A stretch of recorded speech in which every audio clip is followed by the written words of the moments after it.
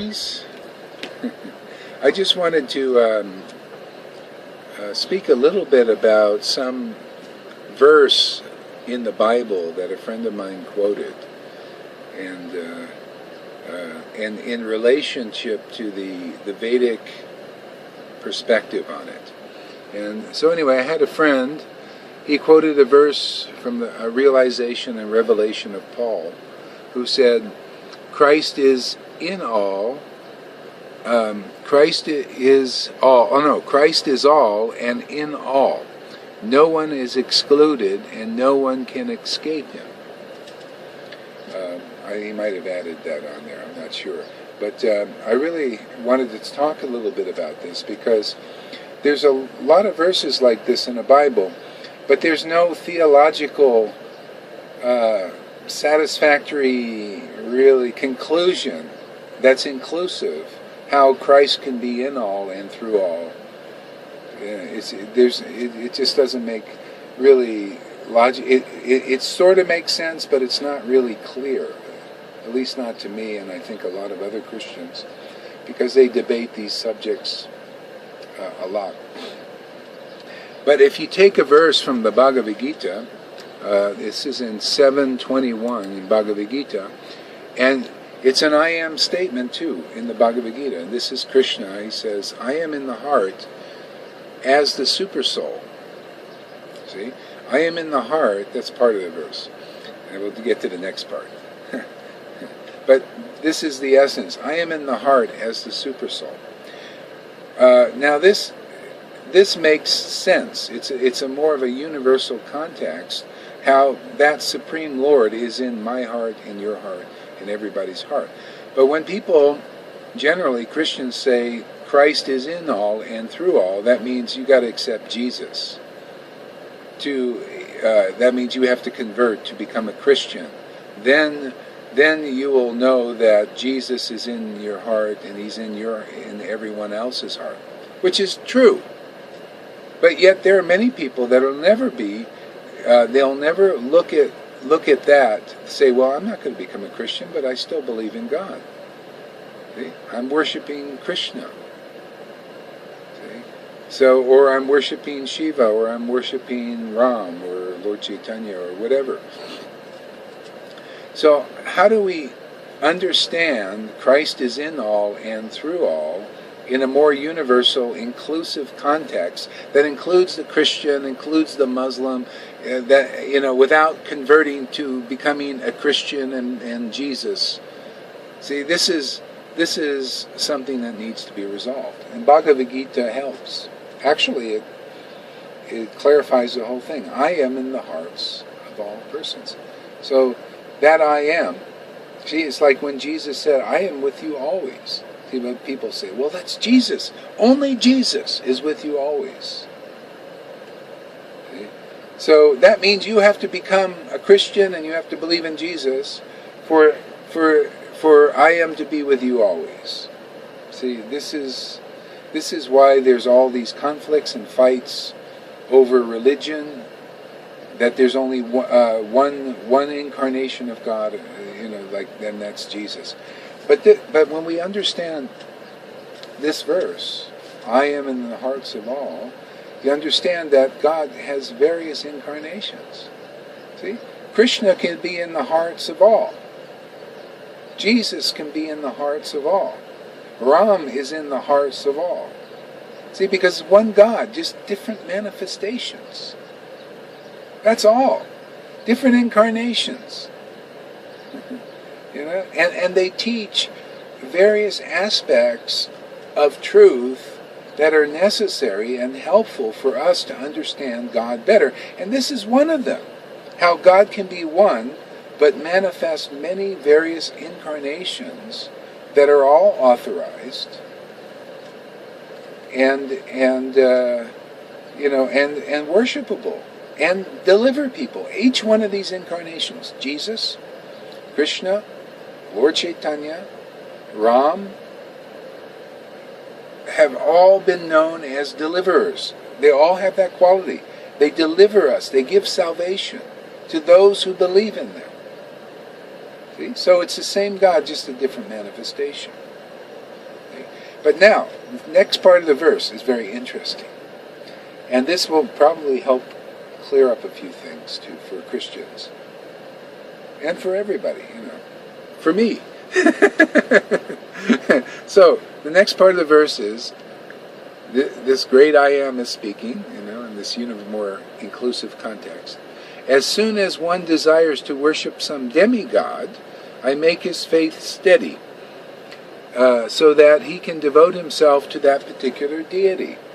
See? You notice that? He says, demigod. See, and this is where I think a lot of Christians have a problem, where they think everyone but Jesus is a false god, or in other words, like a demigod. See, demigod means very powerful personalities. They're controlling the sun, they're controlling the air, the water, and many things, elemental stuff. It's powerful stuff, man. They have that mystic powers and stuff like that too. See? So that great universal context says, for those who want to worship a demigod, demi means under the true God. See, under God, demi, under God. So these demigods are working under the direction and the control of the Supreme Lord. Even Brahma, he says, people think I'm a controller because he's got so much power. But actually he's working under the control of the Supreme God. So he knows as Narayan or Krishna. These are different manifestations. Okay? So not all are false. Not all these incarnations are false gods. There are authorized incarnations that have been identified as actual saviors, and the others are not. They work under the direction of the Lord. Okay? So that clears up what is a false god and what is a true manifestation and incarnation of the Lord. They have the power to save us.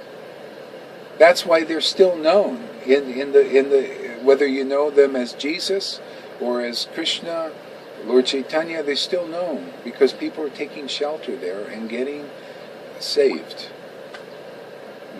They're getting the Lord in their heart awakened. See? And the Lord reveals things. Okay? So there are different devotees of these different incarnations. There's another thing, as one becomes a devotee. Okay? And there are different revelations that come from that. See? When one is worshiping Jesus, there's revelations that come. And this is which has nurtured the Christian doctrine, teachings. It gives life to the disciplic line. What would happen if Paul didn't share his revelations that he got by worshiping Jesus? Okay. See, it adds life to that line, what's called in the Vedas a disciplic succession. See? Well, hey, there are other persons worshiping authorized incarnations of the Lord like Krishna, Lord Chaitanya. These devotees also got revelations. Just like Jesus spoke, the incarnation spoke, people heard, they wrote down what he said, and also things that were revealed to them confidentially by their worship of that incarnation. It's the same thing. Krishna spoke, Lord Chaitanya spoke, Ram spoke. And they had many followers, dedicated, surrendered, who also wrote their revelation about that came in their worship of these incarnations. And a thoughtful person, an open person, who understands some of these confidential intricacies, they can draw from the revelations of these various devotees and incarnations that have graced our planet and get a better picture of who God is. Not a divisive God, not a genocidal God, not a God who is interested in just blood worship, different. You can understand a better picture. Logical picture. God is logical. Inclusive. God is inclusive. This is all His picture, understanding of God. if you're open. If not, you just take your own little scripture and the revelations from those persons within that line, and you'll understand what through those revelations, but not what's outside of that. It's like, there's all these different ponds of water, and you go in one pond, there's, water in there, but there's all these other ponds. But you say, well, I don't want to leave my pond because my pond is all in all. It's not. It's like the Crows, Watch that movie, The Crows, to understand how truth is progressive.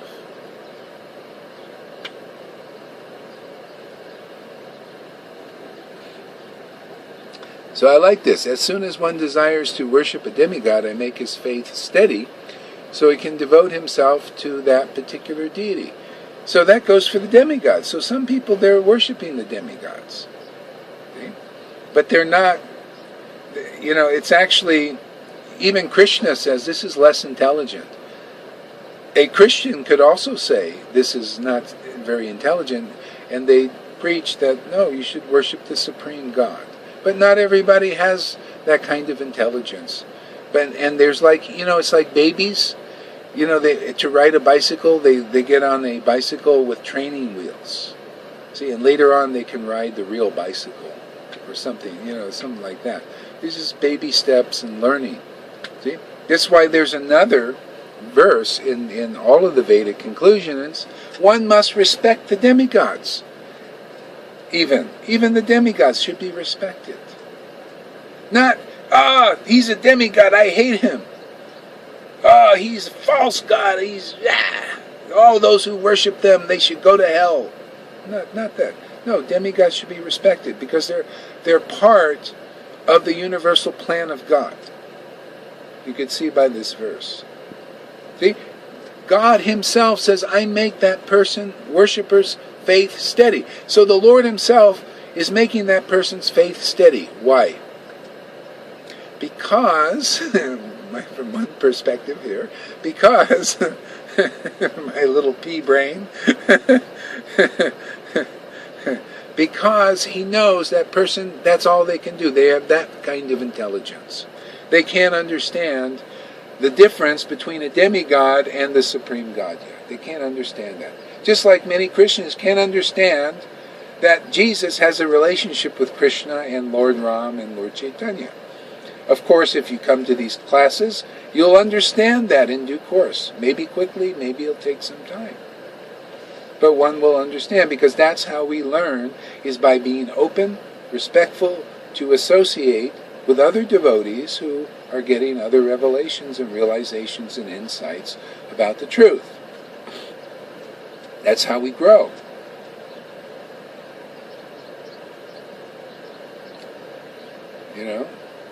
Progression.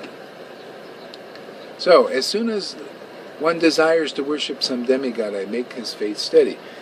So, Bhagavad-Gita was to help people understand how God is working with that way. But you know what? What if you're worshiping Jesus? What if you're worshiping Krishna or Lord Chaitanya? Well, the Lord also makes our faith steady in that, so that we can go deeply into that. If that's what I want, this is what the whole thing is. If you're worshiping some authorized incarnation, that's why you focus on. You focus on Jesus. You focus on Lord Chaitanya, Krishna, and worship. The Lord makes our faith steady. But if we understand the more inclusive paradigm that we're speaking about here in the Vedas, you don't have to say, well, Jesus is the only way because he's the one I'm worshiping. Or Krishna is the only way because he's the one I'm worshiping and my friends are worshiping. Or Lord Chaitanya or Shiva or Ram is the only way because he's the one that our group is worshiping and our group is the best group. Or Allah is the only way because our group is the only group. And can you see the same pattern? See, but this is not clear understanding. It's the same thing. It's religion level. We, make everything, it's just our way or the highway. Our group knows everything. Our group has the answer. It's Allah is the only way, Jesus is the only way, Krishna is the only way. It's like this. The thing about the Vedas, the Vedic conclusion, it has a paradigm that includes all incarnations. It also shows you these incarnations' relationship with the demigods, so you can see in perspective without criticizing the demigods. You can start to harmonize the way with God sees things.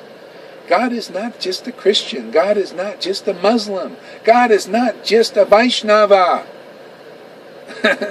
he's all in all.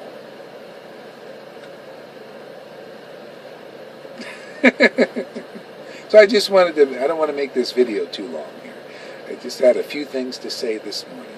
To how Christ is in all, and through all, in an inclusive paradigm that is logical, that is more clear, that is not a sectarian understanding of that you have to become a Christian in order to realize that God is in all and through all. You can become a Krishna devotee or a devotee of Lord Chaitanya, and you will realize the same thing. That's why, if you're open, you look through the scriptures, you see the heart of them is saying the same thing. Same essential teaching, and then there's other, there are details that you can get through different revelations. Okay, so until our next broadcast, thank you very much.